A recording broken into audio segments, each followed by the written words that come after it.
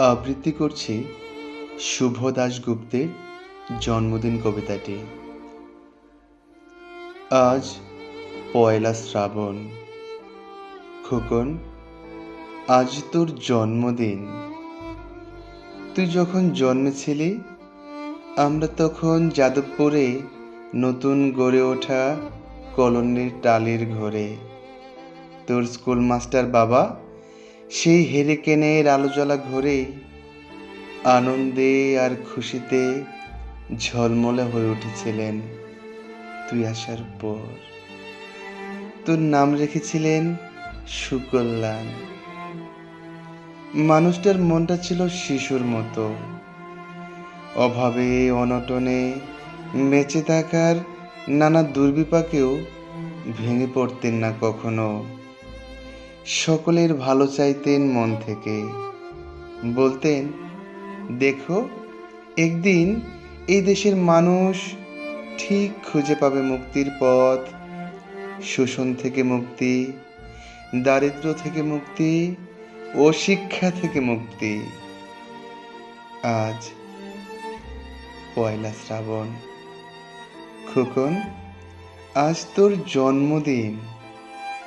ছোটবেলায় তোর মনে আছে আমাদের ভাঙা মেঝেতে বাক্স থেকে বার করা মেজুমাসির হাতের তৈরি আসনটা পেতে দিতাম, সামনে রাখতাম ঠাকুরের আসনের প্রদীপখানা।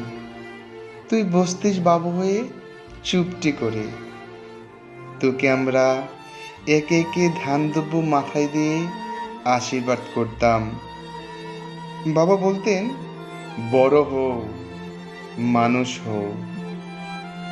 তোর বাবার সেই বন্ধু ঘোষ কাকা, তিনি বলতেন, বেঁচে বর্তে থাকো।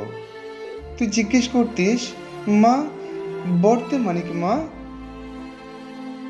আমি শুধু তোর মাথায় ধান দুব্বই নিতাম, বলতাম না কিছু।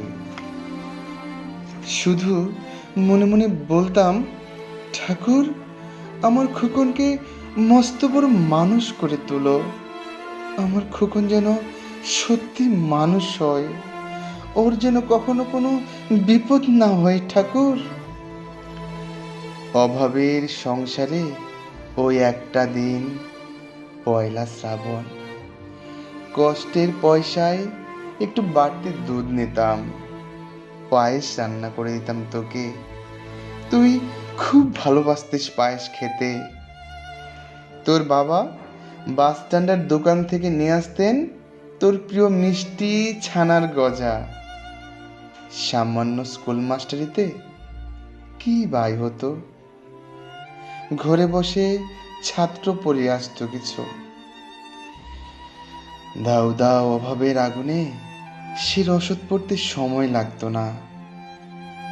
তোর বাবার জামা সেলাই করতাম আর বারবার বলতাম, আসছে মাসে একটা জামা বানিয়ে নিও।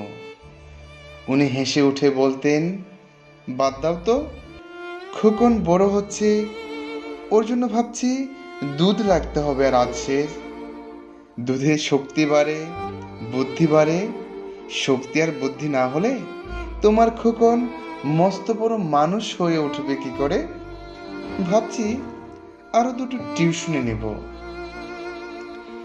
ছাত্র পড়িয়ে পড়িয়ে মানুষটা দিনের শেষে ক্লান্ত হয়ে যেতেন। বারান্দার ধার ঘেঁষে যখন রাতের অন্ধকারে জোনাকির ব্যস্ততা আর ঘরে তোর পড়া মুখস্থ করার একটানা সুর আমাদের কলোনির ভাঙাচোরা বাড়িটাকে জীবন্ত করে রাখতো, তখন বলতেন আমায়, খাওয়া দাওয়া একটু করো, তোমার চেহারাটা বড় ভেঙে পড়েছে দিন দিন। শাড়িটাও তো দেখছি বেশ ছিঁড়েছে। কালই আমি ফেরার পথে একটি শাড়ি নিয়ে আসবো, ধারেই আনবো। আমি বলতাম, ধুর, সামনে খোকনের উঁচু ক্লাস, কত বইপত্র কিনতে হবে, কত খরচ। উনি দীর্ঘশ্বাস ফেলে চুপ করে যেতেন। জোনাকিরা নিঃশব্দ অদৃশ্য আলোর আলপনা আঁকত উঠোনের আগাছার ঝোপে। আবহ সঙ্গীতের মতো তুই ভেতরে বসে বসে পড়া মুখস্থ করতিস, ইতিহাস, ভূগোল, গ্রামার। ঈশ্বর আমাদের নিরাশ করেননি। তুই কত বড় হলি, সব পরীক্ষায় কত ভালো ফল হলো তোর। বাবা বললেন, আরো পড়ো, উচ্চ শিক্ষায় উচ্চ সম্মানের একমাত্র পথ। তুই আরো পড়লি, তারপর তোর চাকরি হলো কত বড় অফিসে। মনে আছে খোকা, প্রথম মাসের মাইনে হাতে পেয়ে তুই কত কি কিনে এনেছিলি? তখন আমরা উঠে এসেছি শ্যামবাজারে। দোকানদার বেশ সাজানো গোছানো বড় ফ্ল্যাট তোর অফিস থেকেই তো দিয়েছিল। সেই বাড়ি, সেই ঘর, সেই বেলকনি, কত স্মৃতি, কত ছবি। ওই বাড়িতেই তো আশ্বিনের ঝড় বিকেলে, তোর মনে আছে খোকন, তোর বাবা যেদিনটাতে চলে গেলেন মনে আছে? তুই বাবার বুকের ওপর পড়ে যখন কাঁদছিলি হাপুস নয়নে, শুদ্ধ স্বামীহারা। আমি সেদিন তোর সেই অসহায় মুখ দেখে আরো বেশি ভেঙে পড়েছিলাম। তোকে বুকে টেনে নিয়েছিলাম ছোটবেলার মতো, বলেছিলাম, কাঁদিস না খোকা, আমি তো আছি। আজ পয়লা শ্রাবণ, কলকাতা থেকে অনেক দূরে মফস্বলের এই বৃদ্ধাশ্রমে আমি একেবারে একা খোকন। তোকে বড় দেখতে ইচ্ছে করছে রে, তোকে, বৌমাকে আর ছোট্ট বিল্টুকে। তোরা এখন কত দূরে, সল্ট লেকের মার্বেল বসানো ঝকঝকে বাড়িতে। আজ তোর জন্মদিনে নিশ্চয়ই খুব বড় পার্টি হচ্ছে, তাই না রে খোকন? লোকজন, হইচই, খাওয়া দাওয়া, খুব ভালো, খুব ভালো। খোকন, আজ পয়লা শ্রাবণ।